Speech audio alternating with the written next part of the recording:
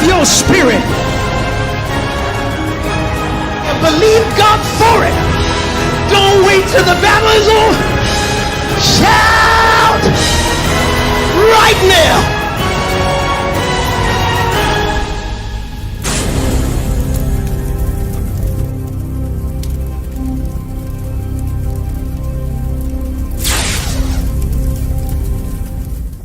Everything is written, people of God.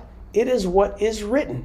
And so I want to avail you and inspire you, encourage you to get involved in your writing. Writing used to be essential for a job skill because it helps you with your grammar, your spelling, punctuation, and gestures. I mean, all of the different things that are involved in writing, it helps you with.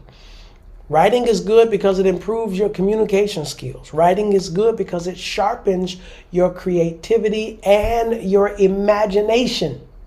Writing is good. Writing is good because it widens your knowledge base. When you write, you do a little research, especially if you're writing about and you're going to something, you want to communicate an idea that you don't know all the information. So it begins to prompt you to do research. Writing is good because it feeds into your academic success. Writing increases the level of your own personal confidence. That's right.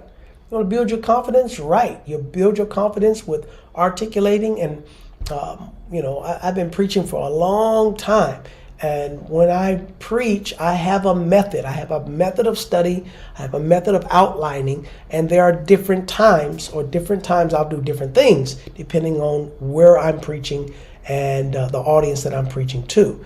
If there are certain settings that would demand that my study and my preparation involves a lot of writing, where I will actually write out the entire message and read it word for word for word for word 25 times until I know it and have it embedded in my spirit. Then I'll outline it so when I get up and speak, my tongue flows like the pen of a ready writer, where my articulation has been scripted. My words, my verbiage, my rhetoric has been outlined and put together, organized. My thoughts are in order. You got that? Writing is a very powerful thing. It's a very powerful thing. Here are excuses why people say they don't write. I don't write because they don't have time to write. Got to make time to write. I don't write because I don't have formal training. Some of the best books are written by people without formal training. Not only that, but you can put the book together and have professionals edit the book and even highlight different areas, could be rephrased, reworded, that could be more impactful. Some people say they don't have nothing to say. Okay, I'm not going to challenge you that, because I do believe that if you don't have nothing to say, you don't need to say nothing. But if you think about it, you've learned some very powerful lessons. And you know what? Your grandkids, even great-grandkids, may find your books or be inspired to read what you've wrote. And they'll get a different perspective on life. You just never know how far your writing is going to go. It's been said that if you want to hide something, put it in a book, especially from African Americans. Put it in a book. Now, you know, part of slavery was we were not allowed to learn to read. That was a curse. That was a plague. That was a restriction. And now you can learn to read, but in addition to that, you can write your own thoughts. You don't just have to take the thoughts of others, but you can write. And I like to read a lot of people's thoughts, and then I marry them and merge them into my own ideas and come up with an original thought, my own thought. Are you hearing what I'm saying? I don't know what people will think about what I write. That's a personal deliverance thing that you have to get over. You got to deal with that. Get over that, Get over that. One of the greatest deliverances is from people. People come to the altar in the old days of church, I need to be delivered from drugs. I need to be delivered from alcohol. I need to be delivered from, this, that, and the other, delivered. But you didn't see people coming to the altar to be delivered from people. Let me tell you, being delivered from people is one of your greatest deliverances. I have been delivered from people. Some people say, I don't care what they think. Well, you need to listen to what people think sometimes, listen to what they say, but you cannot affect it. You can't let their thoughts affect you and take you off your course. Are you hearing what I'm saying? Yeah, we listen, but not to the point where we are diverted. Because sometimes people talking is simply a distraction. People say, I don't write because I don't know how to start and I don't know how to get published. Well, you start by starting. You start by getting a pen and paper or a computer and you start typing words or writing words. You start by starting. The hardest thing to do is start, but all you got to do is start. You got to start. Has anybody out there, I see who's on this morning, has anybody out there considered writing? Have you ever considered writing a book? Have anybody out there ever written a book? Has anybody out there, is anybody out there saying, yes, I'm going to write a book? Here's another question. Does anybody out there think that their story, the story of their life, or a chapter out of their life, or an episode out of their life is actually worth writing? Do you think your story, your chapter, your episode could help somebody not have to go through what you've gone through? What wisdom have you garnered that should be written? What have you experienced that should be written? Here's another question. Do you think an aspect of your life could be a movie? Some people say my whole life could be a movie. Would it be a comedy? Would it be a drama? Would it be rated PG, rated R? What kind of movie would you have? Action movie. A lot of, thrillers? Not thrillers, but what did you call it? Detective movie. Investigative movie. I can't think of the word I'm feeling for right now. Yeah. Would it be one of these mysteries? That's what I'm trying to say. Mystery. A murder mystery. I hope it's not a murder mystery, Lord. But you got something to say, and you should consider writing. I do talk to several pastors, and I often tell them, especially my friend, Pastor Bishop-elect Cedric Miller, man, you need to write. He's just full of wisdom. God has given him a lot of knowledge. And I told him he's a powerful preacher. He needs to write. You need to write. You need to write. Your thoughts need expression. Why should I write? Because your thoughts need expression. You don't say everything you think, and then sometimes you don't know how to say everything that you think. But writing will help you refine, and it help get those thoughts out of you. And when you read them, sometimes you edit them until you have clarity of thought. Why should you write? Because your story needs to be told. Your event, your episode, it needs to be told. Writing makes you think, and thinking can change your life. Let me say that again. Why you need to write? Because writing makes you think, and thinking could change your life. Writing makes you think. It makes you think. And thinking change your life. Can change your life. A lot of people, I don't have time. You don't have time to think. And if you made time to think, you'll probably have time for the other things that you want to do in life. Sometimes people are running their life on autopilot, automatic. They just do and they just do and they just do, but they don't think. Somebody else is directing and governing their lives. You got to think. Well, writing helps you think. Writing helps you think. All right? Today, the lesson is the literary level. I don't know if this lesson is for everyone, but somebody today needs to be inspired to take their life to the next level and write. Write your life. Write a chapter.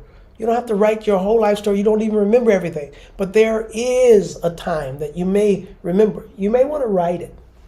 Who knows? It might be published, or it might be for someone in your family. Who knows? Writing. Years ago, I knew I was going to write. I started writing. My first book was entitled Up Above My Head, I Hear Music. I was a musician, worshiper, and I wrote a book that would feed into worship. Then I began to preach this message, Stand By Your Man. I wrote a book. Then I preached the message, Good Girl Gone Bad. I wrote a book. I remember after coming to Miami, Florida for the first time, I wrote a book, The Need to See Prosperity. The Making of a Man. Then the 23rd Psalm. Then I wrote the 23rd Psalm, a devotional book. My 8th book was a book entitled Transitions. That book has helped me in my transition. My 9th book was And They Lived Happily Ever After. Then I wrote a book, Fighting to Get to the Next Level. We're talking about it now. I wrote a book entitled Maximize Your Potential. I wrote books, Get Your Money Right. I wrote another book, Other People's Money. I wrote another book, How to Identify Opportunity and How to Prepare or Preparing for a Preferred Future. That's what I was trying to think about. But years ago, I wrote a book, The Foundational Doctrine Manual. 1, Foundational Doctrine Manual. 2, then I wrote another book, Minister's Training Course 1, Minister's Training Course 3, because I took 2 through a Old Testament and New Testament survey. But I just would write these books. Hey, then I wrote another book, You Can Do Amazing Things. Oh, that's a good book. I wrote another book entitled Destiny Connections. Oh, that is a great book. I am relationship rich. I wrote a book entitled Thought Engineering. As a man thinketh, so is he. If you are what you think, how do you control your thoughts? It's in the book. I wrote a book entitled The Secularization of the Church. I haven't done a lot of preaching and teaching and publicity around it, but I began to prophesy and preach that the church is becoming more carnal and more secular right before COVID hit. And I see that spirit still in the world and even growing more on this, on the media platforms. The secularization of the church. Interesting. I wrote a book entitled Faith, Faith, Faith. I'm actually on the last chapter. I'm on the last chapter, which has to do with dying in faith. Yeah, you got to die with your faith. Oh, powerful, powerful. Not to mention, hey, let me give you a little preview. Here is some books that I plan on writing. I'm going to write a book entitled Drowning in Shallow Waters. I'm going to write a book entitled A Woman Saved My Life, which is dealing with the spiritual sensitivity of women. I'm going to write a book entitled Great Wedding, Terrible Marriage. I'm going to write a book entitled Biblical Shades of Gray. I'm going to deal with suicide, abortion, cremation, divorce, polygamy, untimely deaths, and tithing, and a few other controversial subjects in the scripture. I'm going to write a book entitled Parenting, the Job of a Lifetime. I'm going to write a book entitled The Life and Times of David. It's going to be more of a commentary. I'll write a series of books, the Hero series, children's wisdom books, books of wisdom. All right, the Hero series. I'm going to do a piece on the miracles of Christ. I'm going to do a piece on the Lord's Prayer. I'm going to write a book entitled Suicidal Prophet, dealing with the dual nature of humanity. I'm going to write a book entitled Earn Your Stripes. I'm going to write a book entitled The Progressive Revelation of God. There is a God in the Valley. The Art of Serving Difficult People. The 5 Disciplines of Spiritual People. I'm going to write a book entitled I Got You Covered. Covering and connection and what that's all about. I'm going to write a book entitled After Pastoring 30 Years, This Is What I've Learned. I'm going to write a book entitled The Seed of Wickedness. I'm going to write a book entitled Spiritual Maturity, How We Go From Servants to Friends. He no longer calls us servants, he calls us friends. The highest level of maturity. You're not just walking with God as a servant. You learn to walk with God as a friend. I am the friend of God. Boom. I'm going to write the book. I'm going to write the book entitled Come From Behind Victory, a bilingual church. Lessons in leadership, fighting fire with fire. You can make it on broken pieces. Oh, I'm going to write that book. Yes. Breathing presents an opportunity. I'm going to write that book. Though you slay me, yet will I trust you. I'm going to write that book. Blessed inside my borders.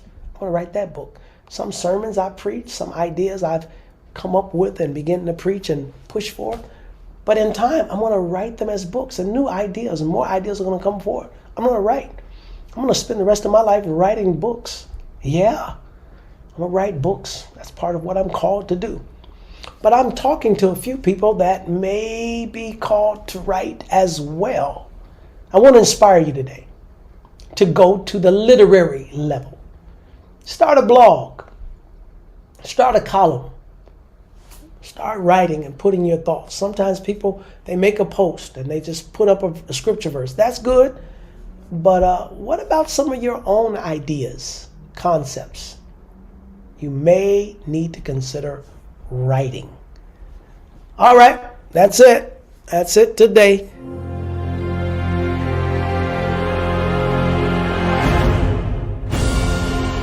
Got to find something in life. Life is going to take you from nobody.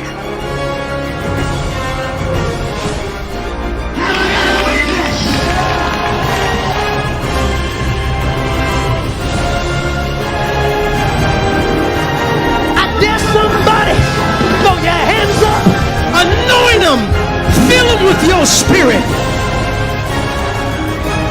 and believe God for it. Don't wait till the battle is over. Shout right now.